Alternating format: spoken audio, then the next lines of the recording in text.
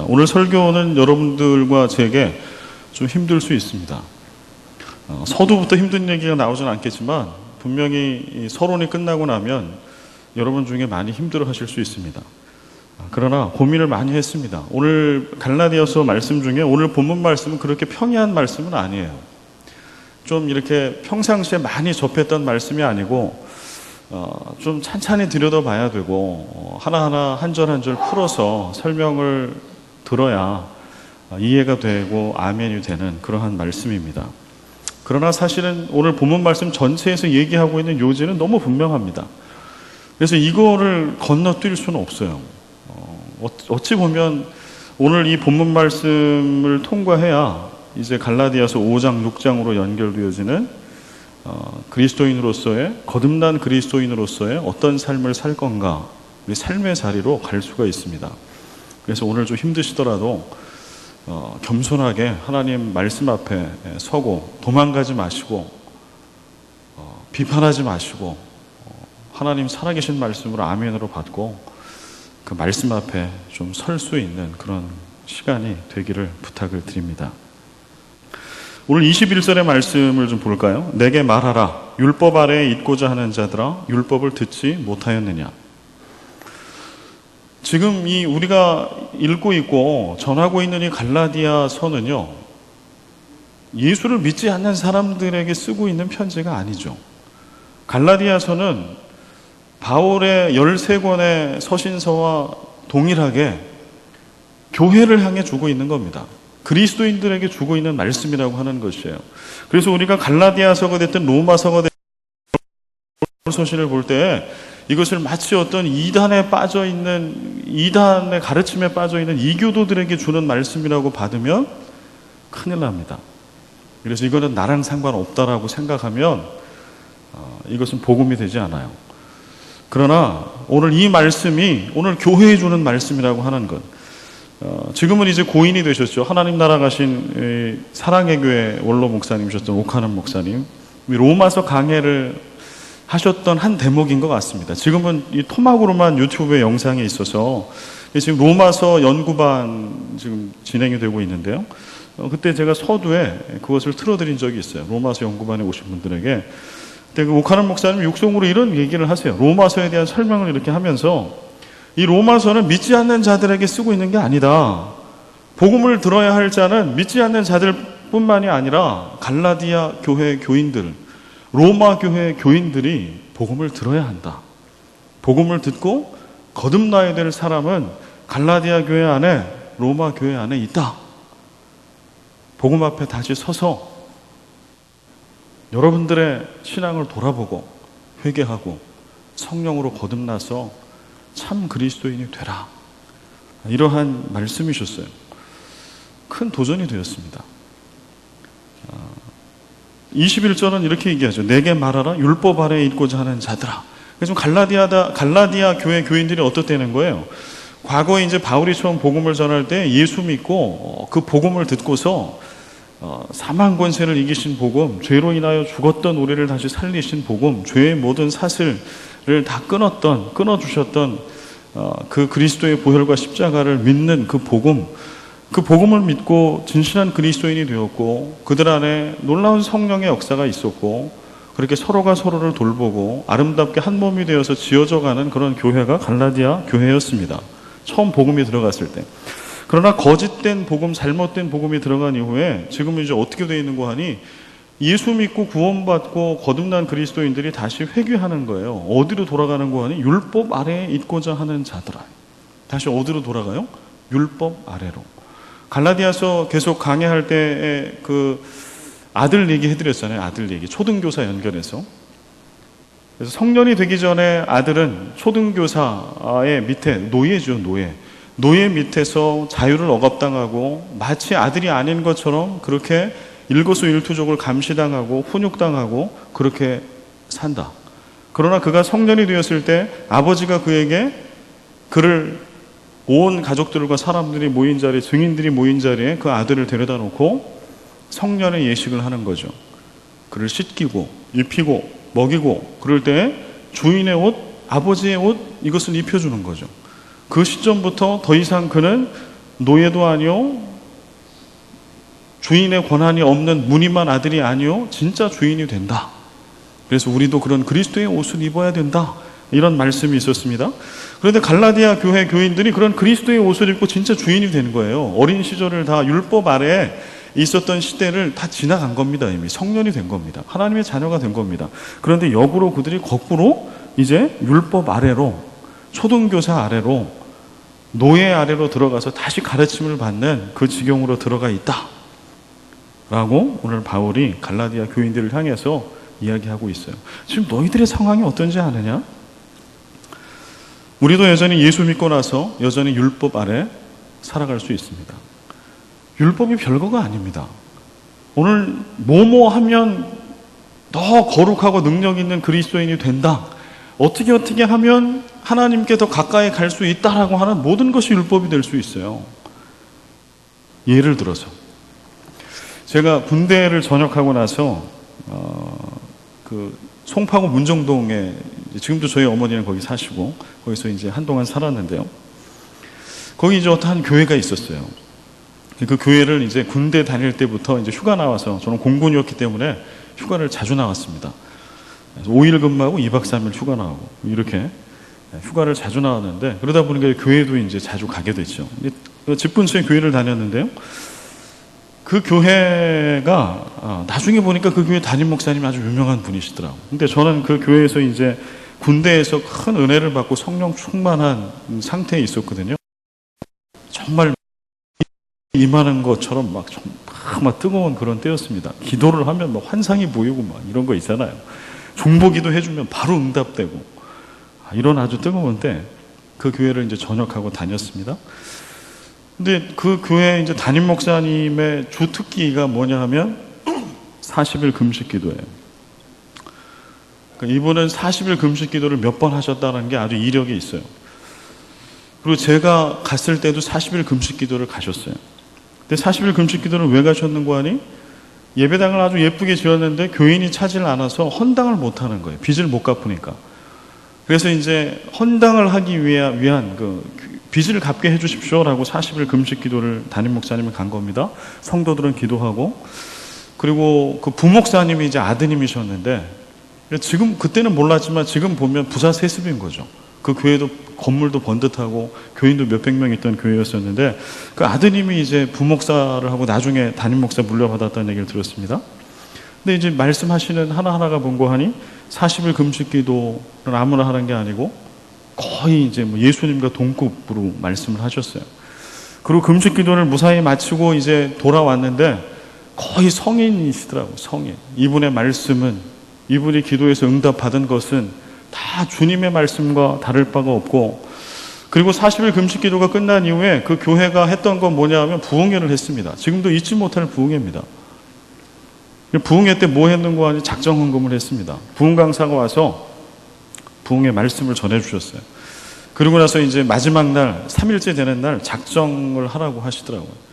작정 쓰시라. 종이를 나눠주고, 그때 저는 이제 군대 전역하고 1학년 2학기를 복학했을 때, 복학생이니 뭐 뭔 돈이 있었겠어요. 그때 과외를 하고 있었는데, 제 기억에 그때 한 달 제 과외비 받았던 게 25만 원이었던 것 같습니다.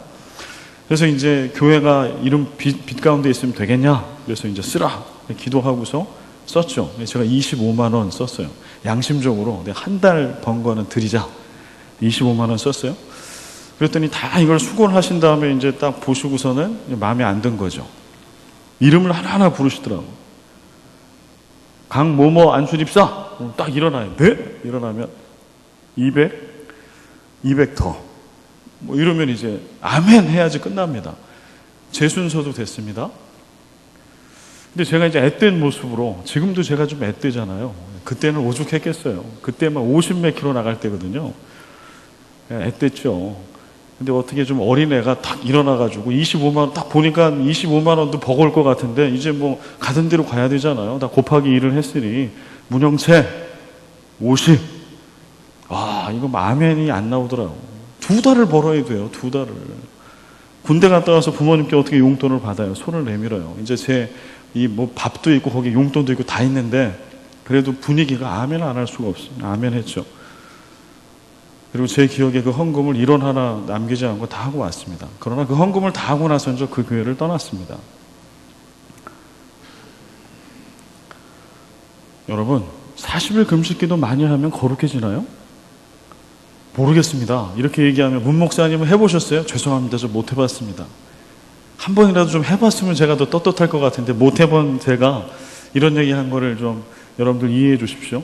그러나 40일 금식기도 한다고 예수님 닮지 않습니다.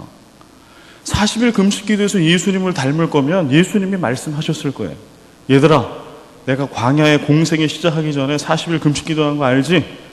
너희들이 내 제자가 되려면 반드시 1번 40일 금식기도 꼭 해라. 분명히 예수님 그렇게 말씀하셨을 겁니다. 예수님의 제자들도 안식일을 어기며 곡식을 이렇게 까불어서 먹을 일이 아니라 그 스승을 닮아 금식해야죠. 그러나 예수님이 우리에게 주신 말씀은 그게 아니죠. 우리가 40일 금식 기도를 하거나 내지는 어떤 고행을 하거나 내지는 어떠한 무엇을 수고를 해서 거룩함에 도달할 수 있다라고 하면 그것은 큰 오해입니다. 여러분 중에 혹시 그런 것을 통하여 거룩함과 완전함에 완덕의 경지에 도달할 수 있다라고 혹시 오해하시고 계시는 분이 있다면 여러분은 종교를 잘못 찾아온 거예요. 그럴 분은 절대 기독교를 찾아오면 안 됩니다. 불교 볼까요? 불교 새벽 예불은요, 우리 새벽 기도는 5시죠. 이건 껌도 아닙니다. 불교 새벽 예불은 3시, 4시에 해요. 3000배. 우리는 우리는 40일 이런 것도 없잖아요. 우리는 그거 안 하잖아요. 일주일씩 한 2주 정도 특별 새벽 기도회를 하는데요. 그것도 힘들잖아요. 많이들 못 오시고. 불교는 3000배. 스님들이 제가 디스크 때문에 몇 년 전에 치료를 받으러 갔더니 그 선생님이 하시는 말씀이 목사와 스님들이 많이 온다는 거예요. 그리고 신부도 많이 온대요. 병이 나서. 그래서 왜 많이 옵니까? 그랬더니 이제 목사는 제가 아니까. 그 스님들은 하도 절을 많이 해가지고 3000배를 하면 이게 허리에 무리가 안 되네요. 3000배 이게 구부려서 오체투지잖아요. 몸의 5부위가 다 땅에 닿게 절을 하는 건데 이게 되게 힘들대요. 3000배, 3보 1배. 3걸음 가고 오체투지. 다 5부위를 부딪히고 이렇게 절하고 일어나서 또 3걸음 가고. 불교에서 기도하는 것, 묵상하는 거, 도 닦는 거 보면 우리는 근처에도 못 갑니다. 죄송하지만. 우리가 그걸 통해서 새벽 제단을 쌓고 어떠한 보여지는 거룩함의 모습으로 하나님께 도달하려고 하면 불교 신자가 되는 게 훨씬 빨라요. 더 빠른 길을 배울 수 있을 겁니다. 이슬람 하루 5번 기도합니다. 하루 5번. 아침, 점심, 저녁, 그 다음에 새벽과 아침 사이에, 그 다음에 저녁과 한밤중 사이에 5번을 기도해요. 매일 메카를 향해. 그래서 메카를 가르쳐주는 그런 게 있잖아요. 이게 나침반 같이 생긴 거, 그런 앱. 그 다음에 기도 시간이 메카를 기준으로 하기 때문에 바뀐답니다. 나라마다 달마다 바뀐대요. 매일. 그래서 그거를 또 가르쳐주는 앱이 또 있답니다. 라마단, 해가 떠 있는 동안에는 밥을 먹지 않는 40일 동안에 금식하는 기간. 동방정교에 마찬가지예요. 어떤 형식적인 절차적인 것으로 종교적인 어떤 행위를 통해서 신을 감동시키고자 하면 기독교는 사실은 많이 부족해요. 다른 종교를 가는 게 맞아요. 그런데 오늘 갈라디아 교회가 그러고 있는 겁니다. 예수 믿어 구원받고 은혜 받고 예수 그리스도가 머리가 되시고 거듭난 옛사람을 버리고 예수 안에 이제 예수의 삶을 살기로 다짐한 그들 가운데 성령의 능력도 체험하고 성령의 역사도 체험했던 그들이 이제는 다시 율법으로 돌아가서 지금 말씀드린 그런 행위적인 걸로 하나님을 어떻게 감동시켜 보겠다라고. 그러나 사실은 그 안에 뭐가 들어가 있는 거 아니? 사람을 감동시켜 자신이 더 높아지려고 하는 거죠. 인정받으려고 하는 거죠. 내가 40일 금식 기도를 10번 한 사람이니까, 나는 그런 목사니까, 나는 방언을 할 수 있는 그런 장로고 권사니까, 나는 헌금을 이 정도 한 사람이니까, 나는 이런 고행을 하고 새벽 기도 빼놓지 않고 내지는 이런 것들 한 번도 빼놓지 않고 내가 해본 적이, 그렇게 나는 평생을 예수 믿었으니까 그 뒤로 숨는 거죠. 오늘 본문 말씀에 2 아들이 있다고 얘기합니다. 22절, 23절 말씀 같이 한번 읽어볼까요? 기록된 바 아브라함에게 두 아들이 있으니 하나는 여종에게서 하나는 자유 있는 여자에게서 낳았다 하였으며 여종에게서는 육체를 따라 낳았고 자유 있는 여자에게서는 약속으로 말미암았느니라. 아브라함의 두 아들, 지금 비유의 말씀을 하고 있습니다. 구약의 성경을 좀 인용하고 있으나 지금 바울이 갈라디아 교인들을 이해시키기 위해서 비유의 말씀을 하고 있어요. 그때 나오는 게 이제 아브라함의 두 아들 얘기입니다. 아브라함의 두 아들 누구와 누군가요? 이스마엘과 이삭이죠. 이스마엘과 이삭. 이제 표를 한번 보여주시죠. 이스마엘과 이삭이에요. 그런데 여기 어떻게 쓰고 있는가 하니 한 아들은 여종에게서 낳았다. 이스마엘이죠. 이스마엘은 여종에게서 난 거죠. 하갈이라고 하는 여종에게서. 이삭은요. 이삭은 사라라고 하는 정부인, 여긴 자유 있는 여자 이렇게 써져 있어요. 종은 자유가 없죠. 죄송하지만 하갈이 이스마엘을 낳았으나 그는 씨바지였을 뿐이에요. 그렇잖아요. 주인이 아이를 못 낳으니까 그냥 몸을 빌려준 것 뿐이지 사실 그 아들이 그의 아들인가요? 그렇지 않아요.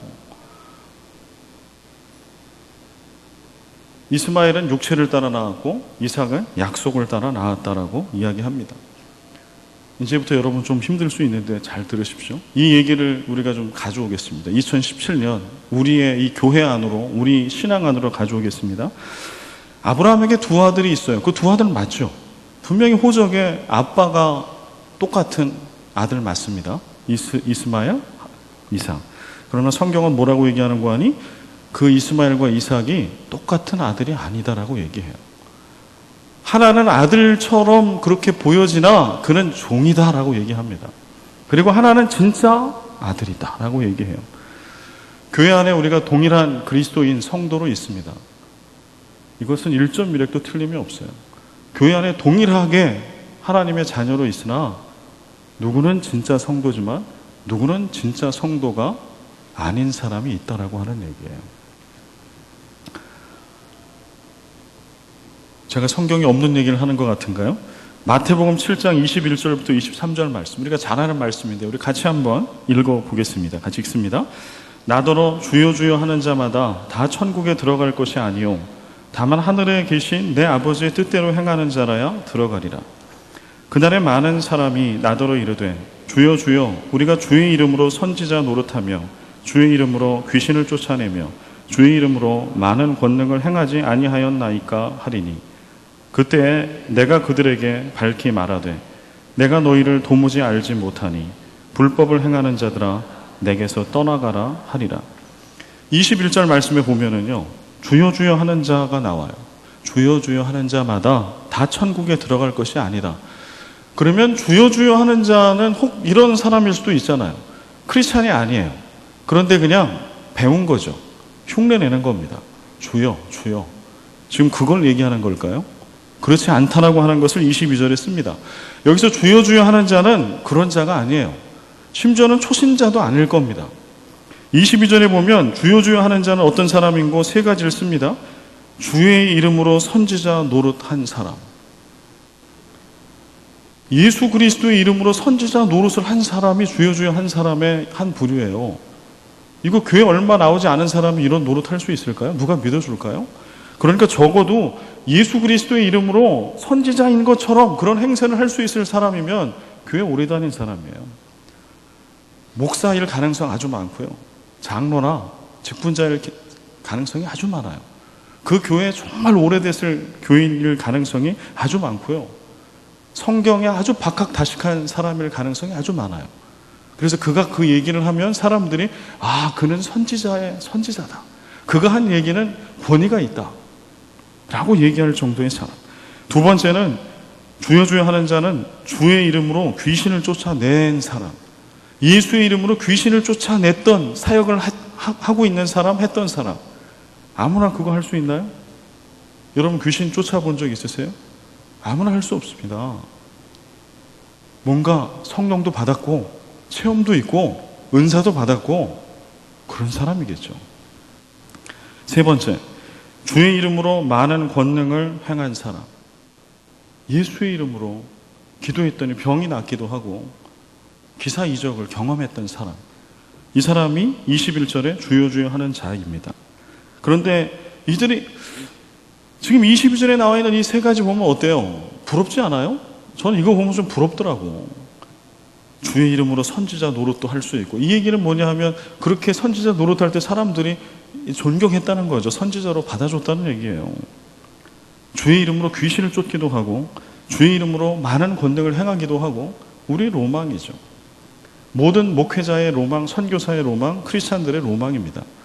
그러나 그에게 부족했던 것이 하나 있죠. 23절, 그때에 내가 그들에게 밝히 말하되 내가 너희를 도무지 알지 못하니 불법을 행하는 자들아 내게서 떠나가라.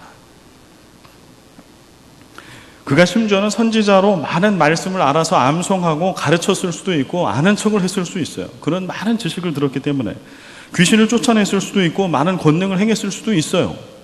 그러나 그는 불법을 행했어요. 하나님을 온전히 믿지 않았어요. 말씀대로 복음대로 살지 않았어요. 거듭나지 않았어요. 그래서 자기의 뜻대로, 자기의 육정대로, 자기가 하고 싶은 대로 능력을 행사하고 선지자 행세를 하며 그렇게 살아간 사람입니다. 그런 사람을 향해 예수님이 말씀하는 거예요. 주여 주여 하는 자마다 다 천국에 들어갈 것이 아니다. 오늘 바울은 갈라디아서를 통해 갈라디아 교인들에게 얘기하고 있는 겁니다. 교인들에게. 너희 중에 아브라함에게 두 아들이 있는데 하나는 진짜 아들이고 하나는 아들처럼 보이나 가짜가 있다. 종이 있다. 너희들 안에도 돌아봐라. 너희들이 다 아브라함의 후손이라고 생각하느냐? 그러나 아닌 자들이 있다. 그 얘기를 하고 있는 것이죠. 두 아들은 같은 아들이 아닙니다. 하나는 종이고 하나는 진짜 아들입니다. 24, 25, 26절 말씀해 보면 우리 같이 한번 읽어볼까요? 24, 25, 26.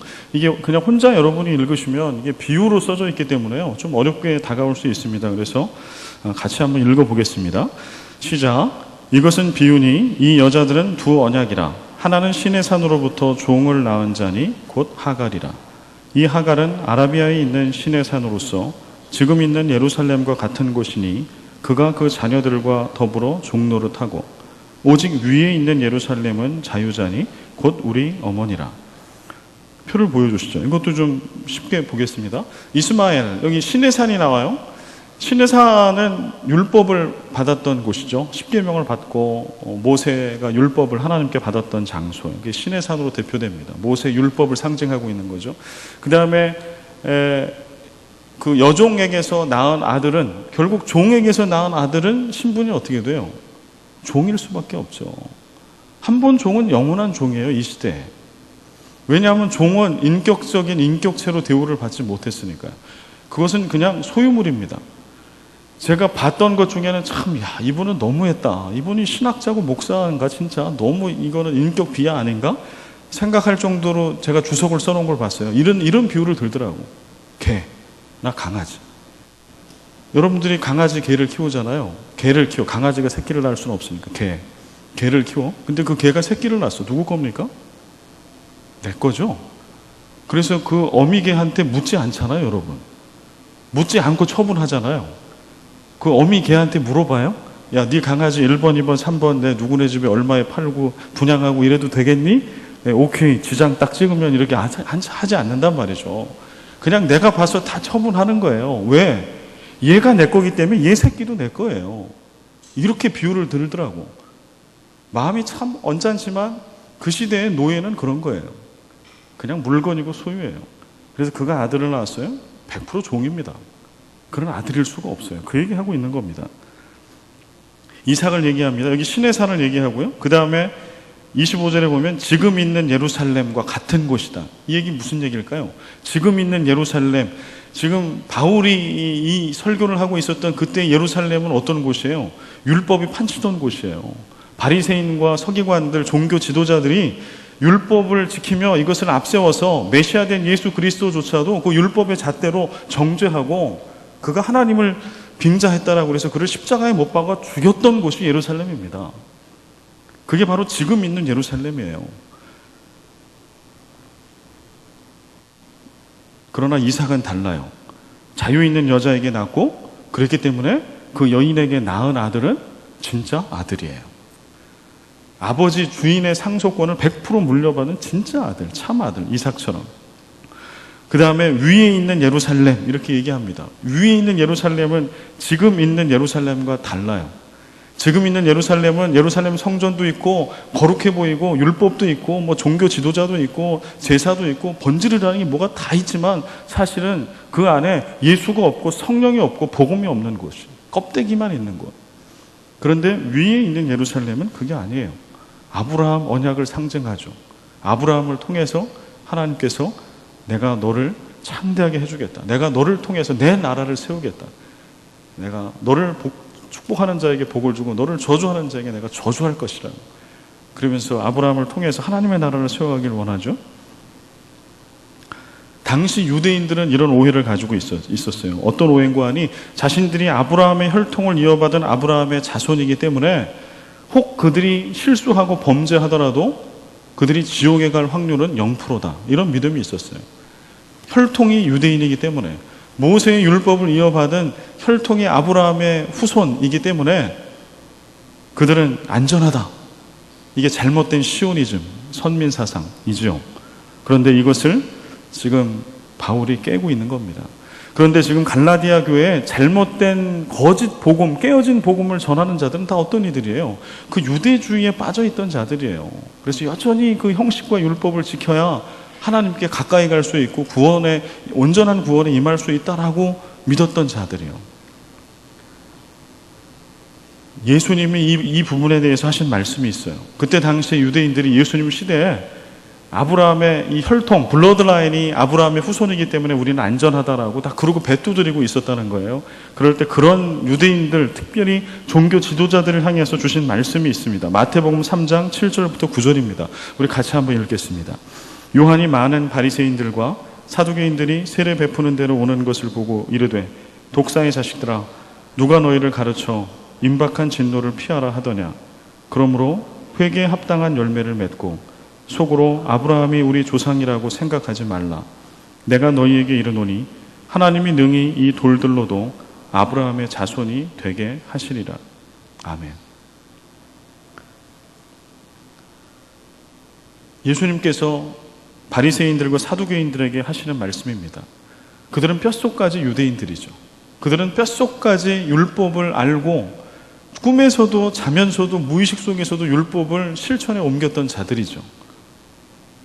그렇게 예수님을 정죄하고 십자가에 못 박은 자들이죠. 그들을 향해 예수님 말씀하십니다.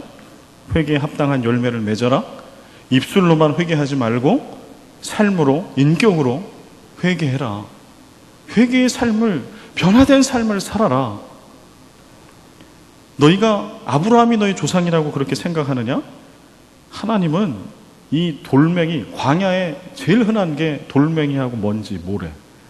그 흔한 돌멩이, 이 돌들로도 아브라함의 자손이 되게 할 수 있으시다. 이 얘기를 들은 바리새인들과 사두개인들은 엄청난 치욕을 느꼈을 겁니다. 왜냐하면 그들은 뼛속까지 유대인이고 랍비고 모세의 율법을 가지고 있고 실천하고 있다는 것에 대한 자부심이 하늘을 찔렀거든요. 메시아를 죽일 때까지. 그런데 그런 그들을 향해서 얘기하기를 돌들로도 야 너희랑 돌하고 다를 거 없어 이 얘기예요.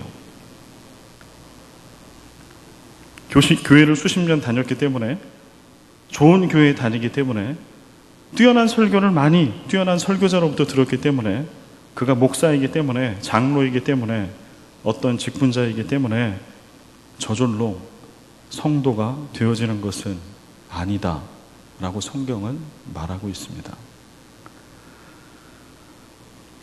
아브라함의 집에 두 아들이 있습니다. 하나는 참 아들이고 하나는 아들처럼 보이지만 실상은 종입니다. 교회 안에도 두 부류가 있습니다. 두 아들이 중요한 차이가 있어요. 그 차이는 무엇인가 하니 이스마엘은 육체를 따라 낳은 아들, 이삭은 육체를 따라 낳은 것이 아니라 약속, 언약을 따라서 낳은 아들입니다. 육체를 따라 낳았다라고 하는 것은요, 자연적 생물학적인 그런 출생 과정을 거쳤다라고 하는 거예요. 여기에는 어떤 기적도 은혜도 언약도 없습니다. 스스로를 위해서 최선을 다하는 인간적인 노력과 육체적인 열심만이 그 안에 있을 뿐입니다. 하나님이 없는 겁니다. 서두에도 설명드렸지만 그때 당시에 주인이 아이를 낳지 못할 때 종을 통해서 대일이 출산하는 것은 법적으로 아무 하자가 없었던 일입니다. 창세기 16장 16절에 보면 아브라함 86세 때 이스마엘이 출생했다고 얘기합니다. 아브라함 우리가 아는 것처럼 75세 때 부르심을 받잖아요. 그러니까 10년간 부르심을 받고 약속 받았는데 아들이 안 생긴 거예요. 자손이. 10년간 아브라함, 특히 아브라함과 사레가 참았죠. 그러다가 여종을 들여 아들을 낳은 겁니다. 이것을 성경은 육체를 따라 낳았다라고 얘기합니다. 우리는 예수를 믿을 때 육체로 예수를 믿을 수 있어요. 육체를 따라 하나님 없이, 은혜 없이, 기적 없이, 성령 없이 믿을 수 있어요. 그러나 그것은 육체를 따라 믿은 것 뿐이에요. 거기에는 생명이 없어요. 유대인들이 붙들었던 거 당시에 할례 붙들었잖아요. 이스마엘 할례 받았을까요? 안 받았을까요? 창세기 뭐라고 나오나요? 이스마엘 할례 받았습니다. 난지 8일 만에 할례를 받았습니다. 그러나 그런 할례를 받아서 거룩한 아들이 된 게 아니라 그냥 할례 받은 종인 것 뿐입니다. 모태신앙 참 귀한 것이죠. 저는 모태신앙이 아닙니다. 그래서 모태신앙이 참 부럽습니다.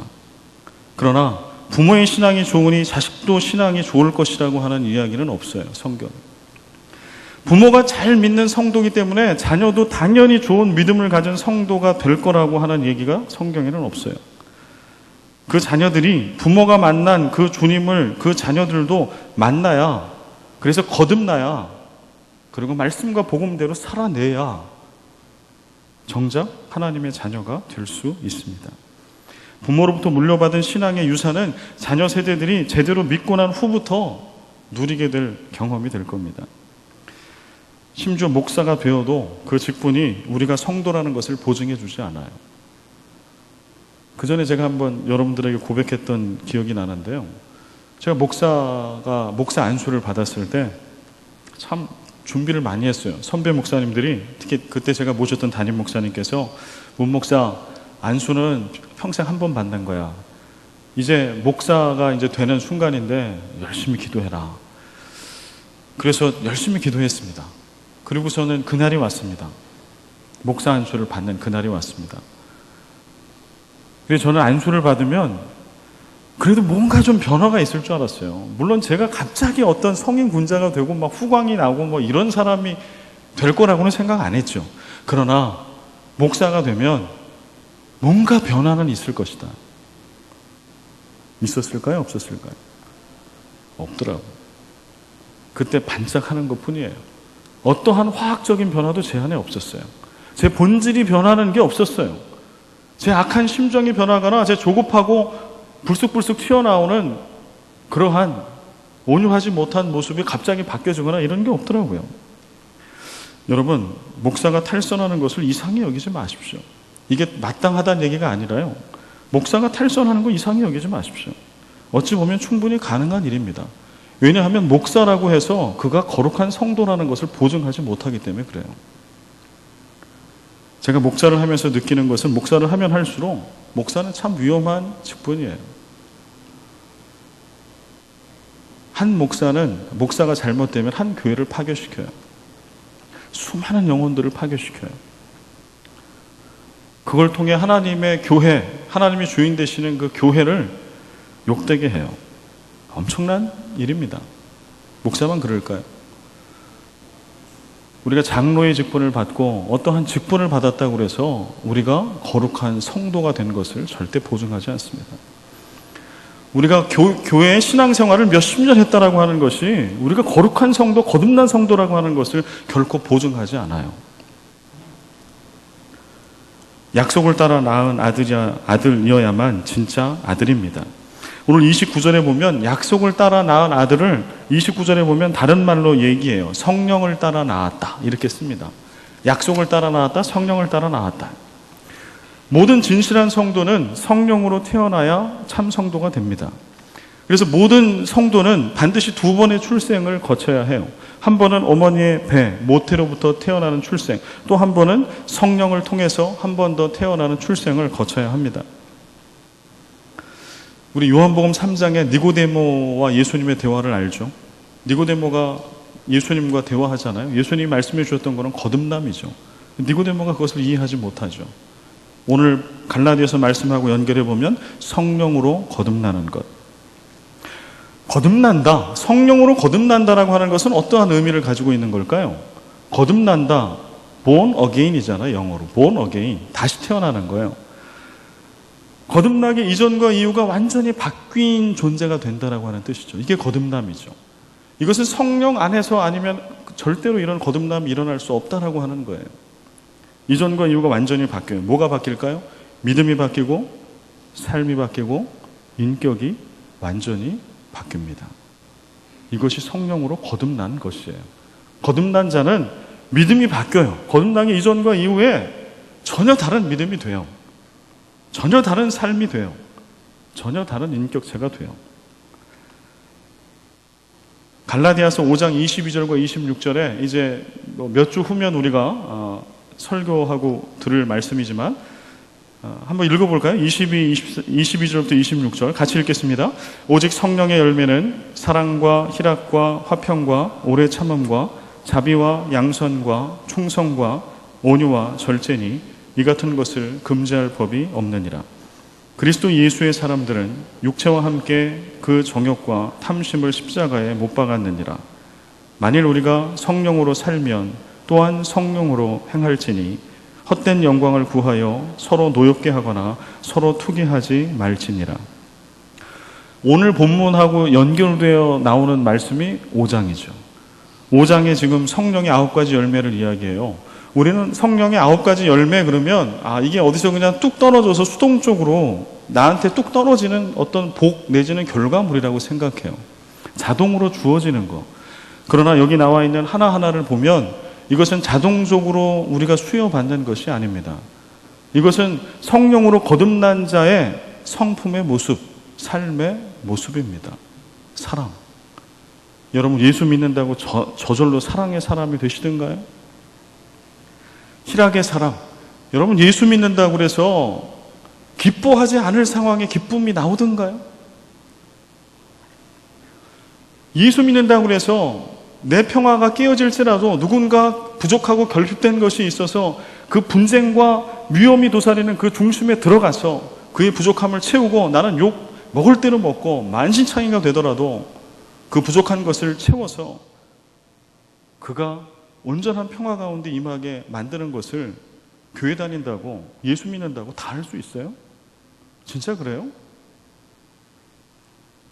오래 참음.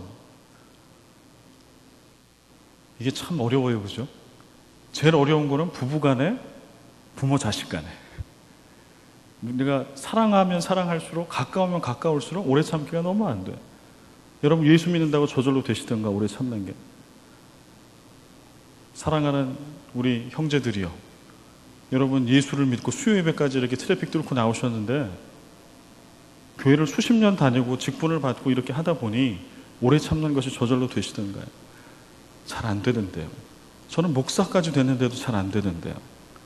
그래서 오늘 사랑의 9가지 열매는 결코 수동적으로 예수 믿는다고 어느 때에 뚝 떨어지는 게 아니에요. 성령으로 거듭난 자가 마땅히 살아내야 될 삶이고 예수님을 닮은 성령으로 거듭난 자가 살아내는 성품입니다. 25절에 우리가 성령으로 살면 또한 성령으로 행할지니. 성령의 9가지 열매는 그런 거예요. 성령으로 살 때 행해지는 것. 마태복음 5장에 팔복의 말씀이 있어요. 이것도 제가 이것은 강해 설교 작년에 했잖아요. 이것도 수동적으로 예수를 잘 믿으면 떡하니 우리에게 떨어지는 어떤 복이 아니에요. 연초에 어디 가서 이렇게 사주 보고 해서 복 받는 이런 복이 아니라고 하는 거예요. 심령이 가난한 자, 애통하는 자, 온유한 자, 의에 줄이고 목마른 자, 긍휼히 여기는 자, 마음이 청결한 자, 화평하게 하는 자, 의를 위하여 박해를 받은 자. 이것은 예수를 제대로 믿고 born again, 성령으로 거듭난 자가 치열하게 살아내는 예수 닮은 삶의 모습입니다. 나는 모든 것을 갖고 있고 넉넉하나 스스로 가난한 자의 자리로 스스로를 몰아내는 거예요. 심령이 가난한 자, 오직 예수만 붙들 수 있는 그 자리로, 그 모서리로 나를 몰아내는 거예요. 애통하는 자, 나는 지금 슬플 일이 없어요. 그러나 잃어버린 한 영혼을 위하여 십자가를 지시기까지, 아들을 내어주시기까지 애통하셨던 그 주님을 생각하며 오늘 스스로 통곡하는 자의 자리로 들어가는 거예요. 나는 잘못한 게 없으나 민족과 교회, 조국교회의 잘못과 죄악을 하나님 앞에 가지고 나아가서 눈물로 통곡하며 회개하며 부르짖으며 아파하고 슬퍼하는 자,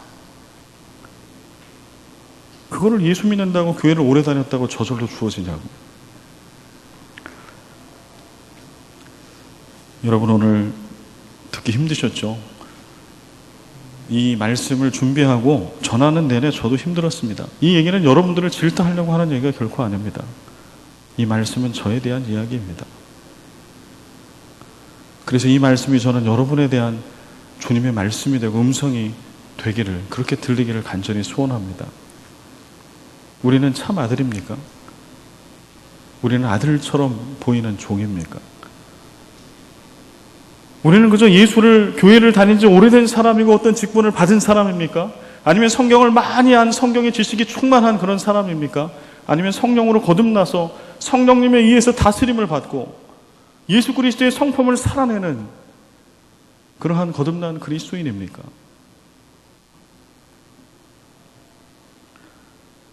성령으로 거듭난 자는 마지막입니다. 언약을 붙드는 자입니다. 아브라함과 이삭을 보십시오.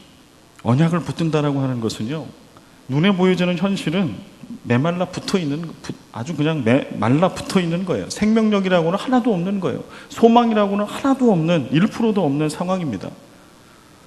하나님께 부르심을 받고 언약을 받고 10년이 지났으나 아들 하나를 얻지 못하고 25년 돼서 겨우 진짜 아들 이삭을 얻은 아브라함.